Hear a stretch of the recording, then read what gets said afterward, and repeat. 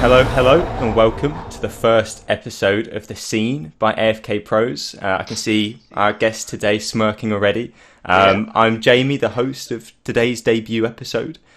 This is the Esports podcast where myself and my colleagues, we speak with the players from our Esports agency as well as different industry stakeholders. Joining me on the debut episode, the first ever, the inaugural episode of The Scene is none other than Kurtis, Kash, Cannon, certainly one of the hottest Rocket League players on the market at the moment. I feel like I've done all of the talking so far, Kash. So do you want to kind of quickly introduce yourself and maybe take any listeners through your journey through Rocket League to date? I don't think we've ever actually talked about how you first discovered Rocket League and your transition to being a pro. So yeah, I'd love to hear more about that. Yeah, well, obviously I'm Kash. I am 20 years old. I found out about Rocket League in 2016 when it was free on PlayStation, and ever since then I always fell in love with the game. I competed on console for a long time. Obviously, I got to a point where I knew I couldn't take it to the next level while I was still on console, so I ended up moving to PC in 2019, 2020, and that just pushed me over the edge and kickstarted my career, really. So that's a little bit about me. Yeah. Do you know roughly how many hours you played before you know, was there ever kind of like you said there was a bit of a realization where you wouldn't be able to go to a certain distance on console? Were you trying to go pro? Is that where the turning point was, or was it prior to that? I mean, my goal always was to go pro as soon as I found that you could compete in Rocket League, because obviously I love football. Which my drive for competing has always been high, and I had I'd say around 5,000 hours on console, and then I played the last RLCS qualifiers, and I knew after that I needed that extra push as a player to kind of push me to that next step. So that's why I moved to PC. Yeah. And how many hours do you have on PC now? I think I have around 4,400 on PC. Wow. So almost 10,000 almost 10K total. hours in total. Yeah, almost 10K hours in total. I think I've heard before, like when thinking and talking about CS and CS commentary, it was then I heard a saying that it takes 10,000 hours. It's supposed to take 10,000 hours to master something. So, you know, no pressure, but you get into the point where, you know... now you put pressure on us. I don't know. I don't think I can master Rocket League in about 600 hours now left. Well, you say that, but, you know, 600 hours, that might take you to kind of next season. And then who knows what's going to happen there, right? Well, to be fair, you're not wrong, yeah. You've got a point. Good stuff. And on that journey, like this is something else I love to speak with players about. On that journey to going pro, how supportive were your family? Because I feel like you hear of some families that are behind their kids 100% on that journey, but more often than not, there's a bit of reluctance, there's a little bit of skepticism or pessimism. So where did your family fall into that? So at the start, I feel like my family are very traditional. So at the start, they weren't really supportive. They were like, oh, you need to get a real job. You need to work. Gaming's not going to be an opportunity for you. You don't get money from gaming. And then when I signed my first contract, that's when it all changed. And they watch every single game I play now, and they're always supporting me no matter where I'm at or what I'm doing. Yeah. Oh, that's fantastic. I feel like that's you know, I feel like it's almost got a little bit cliche, but it's so true that it's almost like when the first paycheck comes, or if someone wins like a massive amount of prize money, then that suddenly, it makes them realise. Yeah, it changes the perception completely. 100%. Which I think, you know, I think that's somewhat natural, right? Parents ultimately just tend to want the best for their kids and for them to be set up, and if they're not able to support themselves, then that makes it difficult. And when that dynamic changes, then it's natural that their perception would change at the same time. Yeah, that's cool. And I think we were discussing, you know, talking about how that perception in your family's changed and how they're now, you know, really, really supportive. Your dad's going to go watch the Commonwealth Games, right? Yeah, he is. He's watching the finals. Hopefully I'll make the finals. Yeah. And if that goes to plan, he's going to go and watch me in Birmingham, which is exciting. It's nice that your parents get to see what you do in person.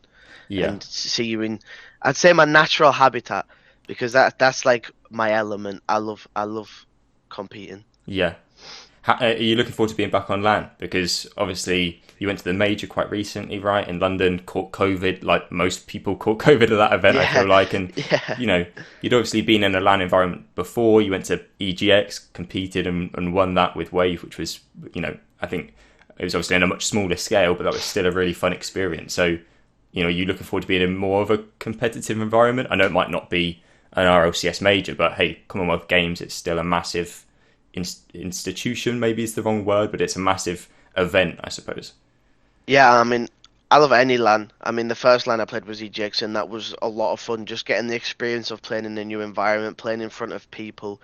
It's always an exciting experience, especially as big of a scale as Commonwealth Games. It means a lot to be representing your country, and especially being able to do that at LAN is really exciting. It's something to look forward to, especially after watching the major at London, because that made me want to play Rocket League non-stop and never miss a major again. Yeah.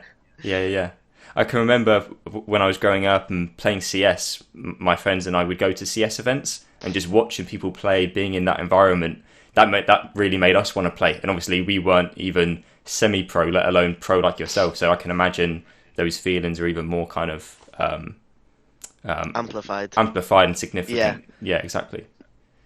Awesome. And I think we were joking the other day, right, that if you are able to pull off a dub, which is by no means guaranteed, but hopefully you can get to the final, and we're quite confident about that if you can, and get to walk home with a gold medal from the Commonwealth Games, which is probably not really something that you thought you'd be saying 3 years ago, or even perhaps a year ago. Not even 6 months ago I would have expected to say I might win gold at the Commonwealth Games. Yeah. It's just hearing the Commonwealth Games is like, wow, I'm actually going to be playing at the Commonwealth Games. It's crazy. Yeah, wicked. Well, maybe you can take us through that. That was something else I wanted to talk about today on this episode, is your sort of ascendancy to perhaps, I think saying like the mainstream is maybe the wrong word, but I think you're in a lot of people's minds. You're in, you've been pushed to the forefront a lot more over the last kind of 12 months. So maybe you could take us through your thoughts on the last season. I think, getting close to so many majors, there were maybe some lows during the season and some disappointments, but I think overall there's still a lot of positives to take away. At least that's my view, right? Finishing top 10, that's a lot better than perhaps, it's a lot better than a lot of other people did, and perhaps some of the previous seasons or events that you've taken part in. So yeah, I'd love to hear your thoughts on how the season went. I think the season was hit and miss. There was very good moments, and there was obviously, as you said, there was low moments. Obviously I can't be upset because RLCS was a bumpy road for me. I started off in a bad spot, and then ended off in a good spot, and then obviously I found a new team in the Misfits guys. We obviously had our expectations where we set them, and we wanted to stick to them. But the first two splits, we really set off, and we rocketed up more than I think we all expected. We started off really strong. I think we got a top 8, then we got a top 4 straight after that. And it was all looking so good. Obviously we got a bit unfortunate in the third regional, but it was new to all of us. We never been that close to something like that, and we all want it so bad that obviously the pressure plays on you. And then the second split again, it was a rinse and repeat of first split. Top 8, top 4. We obviously had the boot camp buff, which was amazing, and then regional 3, we obviously got last again, which was, it's understandable again.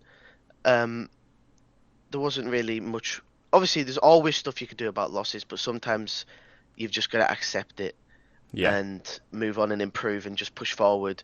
And then obviously split 3, I think split 3 didn't go as any of us wanted it to be planned, as we expected either.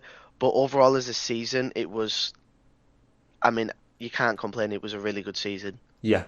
Well, that's the thing, right? If you look at the top 10 in just the whole European Rocket League space, but especially in that top 10, it's so competitive, right? And there aren't many teams at all that, and that was, I think, while some of the missing out on majors might be a bit of a disappointment, you guys did make every single regional, and there aren't many teams. Well, there are some, obviously, I think a lot in the top 10 that can say that, but there's also a lot of teams that can't say that, and there's people that, because of how competitive it is, they fell short of that top 16 and making main events. Yeah, definitely. I mean, making every regional is obviously a really good feeling. And it's top 10 for the overall season is obviously amazing as well. I can't really say how it felt considering the season before. I think I was top 16. Yeah. It was a massive step up for me as a individually as a player and as a team. We stepped up a lot the whole season. Yeah. And there were a lot of firsts that season, right? First top Yeah. 4, first, top 10 overall across the entire season, and also first boot camp. Now, I know there might be a boot camp coming up with Commonwealth Games as well, but, have you got any funny stories from the boot camp? Can you tell us, how did you, what was that experience like for you, going to boot camp and being away from family for so long, but also then being able to vibe with the guys for that amount of time and having that freedom? The boot camp was amazing, to be honest. I think the funniest thing I can remember is me and Andy, we were playing music and we were just dancing, and the rest of them were just looking at us like, what are you doing? But we were just having a laugh. We were just acting like idiots, just listening to music, walking around, dancing, and it was funny. Yeah. But boot camping for me was really, really fun. It was a long time, but I wouldn't change it for anything. I mean, it definitely, being at boot camp helps you focus a lot more on the game and focus on grinding, and just being around the people you are playing with, your teammates, your best friends, is always, it's amazing. It's the best fun I've had playing Rocket League. Definitely at a boot camp, it was a lot of fun. Yeah. I was fortunate enough, as you know, to be able to go out and spend the time with you guys, and I wasn't there for the entire boot camp because you were there for like, what was it in the end? I think it was 3 weeks, 3.5 weeks, 3 weeks. Yeah, 3 weeks. So I wasn't there for the entire time, but for the first couple of days, while everyone was settling in, everyone minus Arju, unfortunately, because he had COVID towards the beginning. While everyone was settling in, I was there, and I'm obviously not even part of the team. I like to think I've got a great relationship with everyone on the roster, but I wasn't part of the team. But I still thought, the vibes were just great. Like, everyone just having a good time, settling in. I can remember for the first couple of days, as well as playing Rocket League and scrims and whatnot, I can remember everyone was playing FIFA, and I can remember Andy like screaming at FIFA. There's just so many, so many funny moments. There's so many things, yeah, definitely. That was a funny moment as well. Andy cannot play FIFA and stay calm. Yeah. FIFA and Andy don't agree with each other. Yeah. No, it's good times. Is that something that you want to embrace next season as well, and try and go on more boot camps? Yeah, definitely. I mean, boot camps, I'm a bit iffy about boot camps because I feel like boot camps can help you, but sometimes they also can't help you. Okay. But maybe that's because I'm inexperienced with boot camps and I've only been to one once, and it did benefit me, but I've also seen like other scenarios where teams haven't come out as strong at a boot camp. Yeah. But I think it's definitely something I'd want to do more of in the next season. Because it's just a lot nicer being around with your teammates and your friends, and just, after a loss you can just talk to each other, distract each other, go out and do something, rather than all going your separate ways and going off Discord. Instead of going downstairs and then your mum asking you stuff, or unlucky on the loss, and then trying to distract yourself. Yeah. It's a lot easier being in person and competing. Yeah. 100%. So it'd be something I'd want to do. I can remember, I think it was, I don't know when, in the last couple of months, I think it was Barty. He made a tweet talking, he almost did some kind of statistical analysis on the effect that boot camps can have on Rocket League teams. And I think the conclusion he came to is that teams that had one boot camp, it didn't necessarily benefit them as much, or maybe in some cases even had an adverse effect. Apologies if I'm getting that wrong. Don't hate on me. But I think the other conclusion he came to is teams that had 2 or more boot camps through a season, that seemed to have a much more positive impact, perhaps. So, maybe next season, instead of just having that one really long one, there might be an opportunity to have one every couple of, every split or every other split or something, and that might have an even better impact, perhaps. Yeah, definitely. Yeah. Cool. Okay. This is a random question. I know, in certain cases, I think it's fair to say you like staying in the UK, but if you had to go on another boot camp that wasn't in the UK, where do you think you'd want to go? Well, you see, I've already been to Poland. Okay. That was amazing. It was very cold, but it was amazing. I think if it couldn't be in the UK, it'd have to be somewhere it's not too hot, but it's also not too cold. It's a good middle ground. Okay. So maybe somewhere like Germany or France. Yeah. I don't think I could hack a Spain or a Portugal because that's A just bit like, too much. I mean, it's just too much. I would sweat all the time. I'm ginger, so the sun doesn't work. Me and the sun doesn't agree with each other. Yeah. So it'd have to be somewhere which isn't too hot and isn't too cold. So yeah, maybe Germany, France. Somewhere with good ping as well. Yeah. I can't maybe anywhere with good ping really. That's not too hot Yeah. or cold. I It's think not. I think they're the two. I think they're the two places that came to like when you set out that criteria, not too hot, not too cold. France and Germany were the two places that Yeah, the two places that always came to come up, mind. don't they? Yeah, Yeah. definitely. I think if anyone wants a place that's not too hot, not too cold in the Europe, it's always Germany or France or something. Yeah. I think they make sense as well, right, from an Yeah, organisation's perspective, because massive cities, lots of hotels. There's almost definitely, there's plenty of boot camp facilities in those countries, especially in the capital cities. So yeah, I guess that makes a lot of sense. I'm trying to think of a yeah. cold place like Iceland, maybe, but from a ping perspective, Ooh. that can't be too good, right? Iceland, if you're I don't think ping's. I'm not sure about ping. yeah, I think there is one Icelandic player that plays Rocket League, but his ping's like the same as UK players. right, That okay, aren't in like big cities, you know what I mean? Obviously with big cities you get like 20 ping, 12 ping. yeah, So I think it's like 30 to 40. yeah, okay, fair enough, fair enough. Well, thinking ahead about next season, we're obviously talking about boot camps for next season and what that could look like. What are your goals for next season? I think we've discussed this a little bit, and having spoken to you on many, many, many occasions and met you, I know you strive for the best, and having come close to majors this, most recent season, this close to majors, I imagine that's got to be the objective, right? Yeah, I think making all the majors would be unbelievable. I mean, obviously, I know how it feels to miss out on them because it's happened twice Yeah, last season. So I think my main goal is I want to at least make one. I'd be happy with at least one major just to get that feeling of what it's like to be at a Rocket League LAN. yeah, Because obviously, watching it at London, you see it from the viewer's perspective, but I want to know how it feels to be like a player. Because obviously, as a viewer, I was gobsmacked when I went into the venue. I was at a loss for words. So I couldn't even imagine how it is as a player. But another big thing for me for the season would definitely be to make Worlds. I would love to make Worlds. yeah.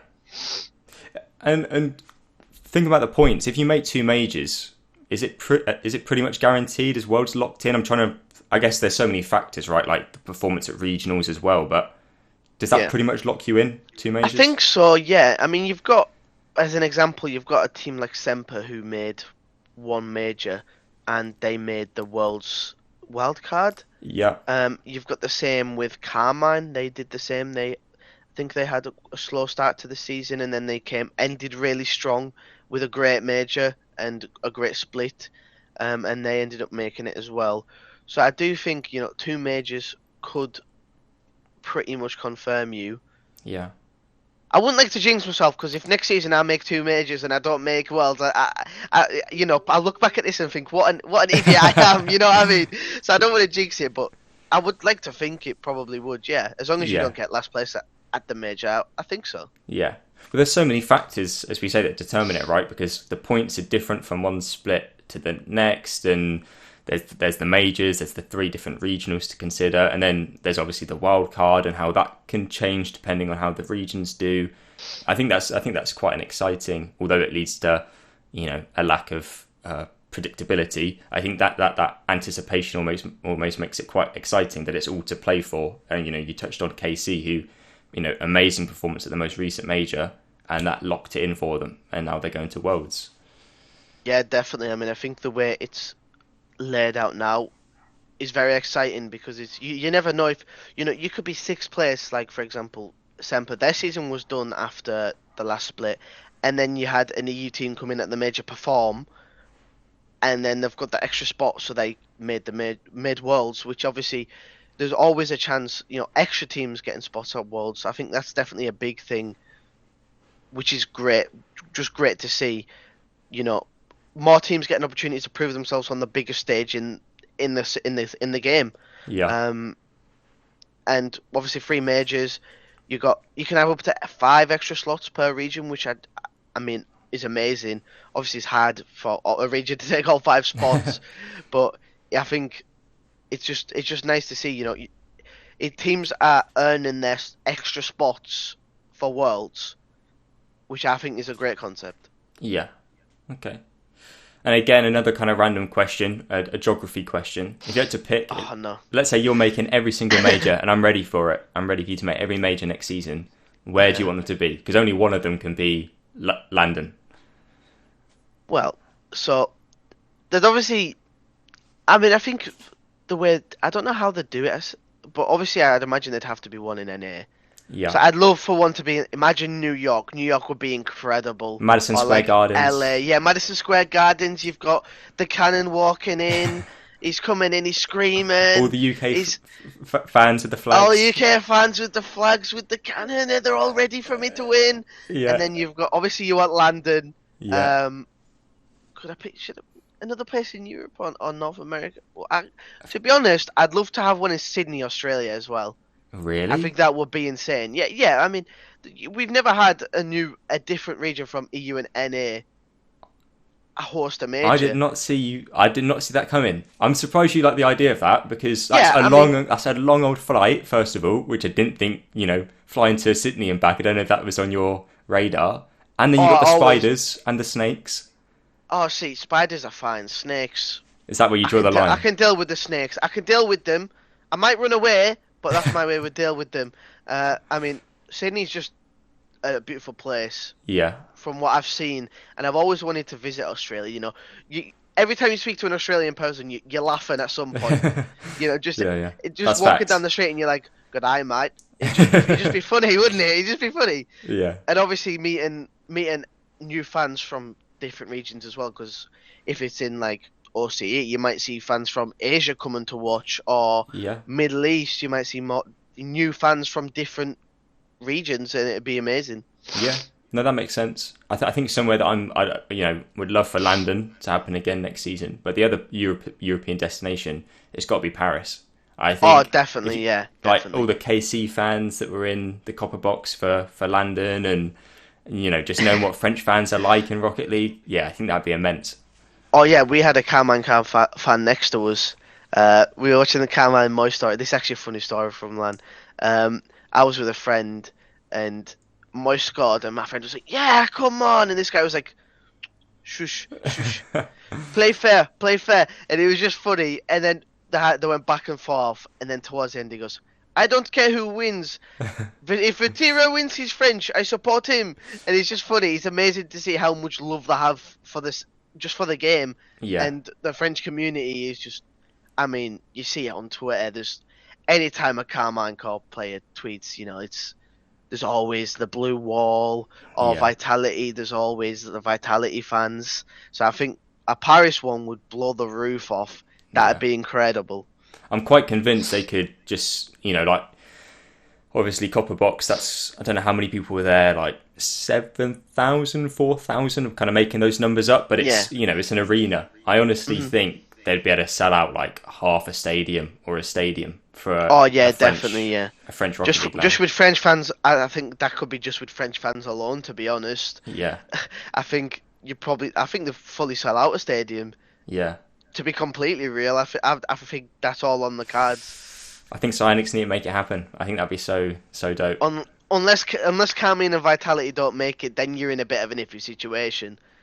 Yeah, that's true. That is true. Yeah. If Carmine make it, it'd probably sell out easy. Yeah. But just imagine if you're a French Rocket League fan, and then none of the French teams qualified. You'd just be like, "Oh yeah," what and you're luck watching is this? just for the sake of it. What luck is this? Yeah. Oh, this guy's Canadian. He can speak French. I'll support him. He can speak French. Yeah. Okay. Nice one. And I mean, again, we're talking about next season, but before we even get there, we've got the off season and we've got Worlds. Now, I don't want to put you in an awkward spot. I know you've got friends that are going to be competing, but if I've got to push you to give me your prediction for Worlds, or a bit more diplomatic, maybe like a top 3 in no particular order, who would you be saying? Okay, so I'll start with top 3, then I'll say my winner. So for top 3, I think Moist and G2 100% have to be in there. I think they've had their turnaround season, and it's just been like they both look unbeatable in their own region. Obviously, Moist, you've got BDS in regionals dominating, which is going to be my third team, by the way. That's my top three: Moist, BDS, and G2. I just think they're all too good. They're all too strong. Yeah. And obviously, BDS at London didn't show what they were capable of, but I think on the big stage where it matters, they'll thrive. They'll be there. Yeah, and I think Moist will win. Moist have an unbelievable ice on land. Seeing them at London and seeing Joyo, oh man, it actually inspired me a little bit. Seeing, Joyo, I've been friends with since he was 13. Just seeing him at 16 years old, he's playing on the main stage, intense situation against Falcons, and he just hits a double touch off the floor or off the ceiling, and it's just ridiculous. It's so inspiring, and I've got to back them boys. Whenever I'm not in a tournament, I've got to. Yeah. Shout out Moist. Okay, I respect that. It doesn't feel right if I don't. Yeah, no, that makes sense. Okay, and NA versus EU generally, what we saying? Like, who generally do you think is going to come out on top? Not necessarily winning the whole event, but Okay. I think there's more. The stronger, like there's more NA teams that are stronger that are going. Okay. You've got your FaZe, you've got your V1, you've got NRG, you've got G2 Space Station, you've got Envy.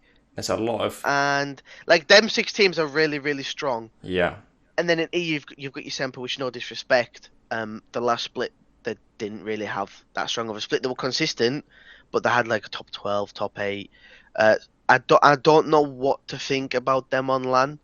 I feel like they'll struggle again, especially against NA teams. I think they'll struggle a lot. And then you've got Carmine, Moist, BDS, Dig. I think Dig's a question mark for me. They obviously missed their last major, so I'm not sure how they'll perform. Endpoint, they've always been middle of the pack. They've always struggled against, the higher echelon. I guess that's what is it. Echelon, that's the word. Echelon of competition. Echelon, that's the one. Echelon of competition, and then who's the 6th one? I'm trying to think.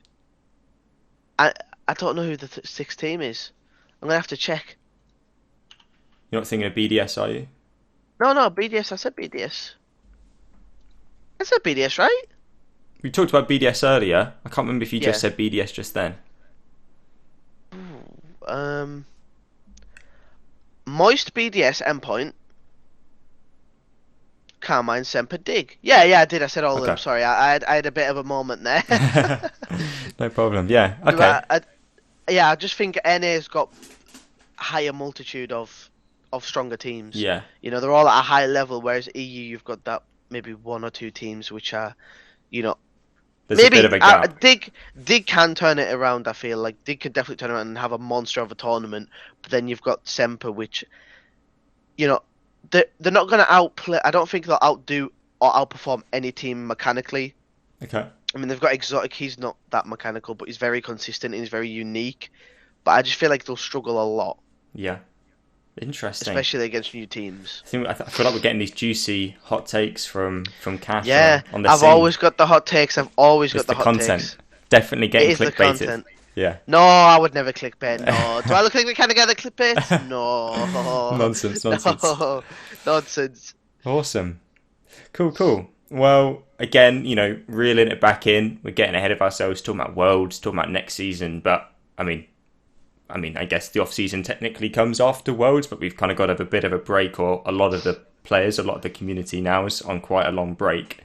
Without giving away any trade secrets, how's that going so far? Obviously, by the time this goes live, well, it's not even, it is currently public that you're pursuing separate opportunities next season, which I think is really, really exciting, away from the Misfits roster. So, yeah, without spilling the beans too much, how's that looking? Is that exciting, this whole process of trying different things and speaking very with new exciting. people? Yeah, definitely, it's very exciting. It's nice to just be in new atmospheres. See, just obviously I was Misfits for the whole season. I've obviously been very stuck on one play style. Not stuck, but we played one play style, and it's nice to just see other people's perspectives of the game and and just see how you can try things, anything, just see what works best Yeah. and see what fits what I'm most comfortable with. So for me, it's really exciting so far. Touch wood. Um, Hopefully all plans out as I plan it to be. Yeah. Um, Obviously you can never tell what happens in Rocket League. Off seasons Yeah, it's mental, isn't it? always have bumps in the road, but just have to take it day by day. Just keep grinding, work on myself, and the time will come where I'll have a team. Yeah. Well, I think like you've just hit the nail on the head there. Like it's a really insane period. There's lots going on and things can change so quickly, especially with Worlds still happening, right? There might be certain people that have got certain plans in mind, but performances at Worlds could completely change that. And ultimately all you can do is control yourself, your the amount of time that you're spending practicing, how you're networking and speaking with other players and keeping an eye out for other opportunities. And again, as you said, I think this is just a really exciting sort of creative period and creative time where you can try out different things, see how you align stylistically with other players and how different styles can fit together and how that can benefit you in a team environment. Yeah, definitely. I mean, it's exciting. As I said before, it's really exciting. Obviously, I don't know what's going to happen in a month's time or 2 months' time, but you just got to take it day by day and just keep enjoying the game, enjoy the scrims that I'm doing. Obviously, I'm playing Commonwealth games. I'm scrimming with Commonwealth team, which is it's nice to play with UK players again. I haven't played with a UK player in forever. I can't Yeah. remember the last time I played with a UK player, not teamed. So the Commonwealth Games is really fun. The scrims are always a laugh. You know, we're all great friends. So Commonwealth, going into Commonwealth, it'll be really really fun. And obviously you've got on the side, I've got tryouts. I'm doing right now. Obviously I'm not pursuing as much because Commonwealth's about a week away, I think, a week and a half. Yeah, yeah, I So think it's obviously about that, isn't it? my focus at the moment is obviously on that, but I'm obviously not taking anything away from tryouts. But it's really exciting. Yeah. Period. Good stuff. Good stuff. Well, one last question before we wrap it up, because I don't want to take too much of your time, is, maybe just trying to explore what does the Canon do? What does Cash do in his personal time, especially during this period? I know, especially over the next week and the next couple of weeks, it's going to be quite intense with Commonwealth Games, right? And then Yeah. and all of the focus really is going to be there. But maybe you could tell the audience a little bit about, what does Cash do when he's not playing Rocket League? So you see the copter. I'm actually a main golfer. Some people call me Rory because some of the hits I make are hit a main drive, a little lob wedge, and it'll keep you sweet.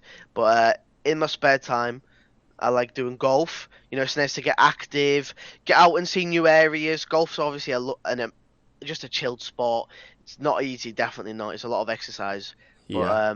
just golf is peaceful. You're just out for 2-3 hours, just hitting a ball as hard as you can and just getting your emotions out. It's the best feeling ever. Yeah. And then other than that, I like watching shows.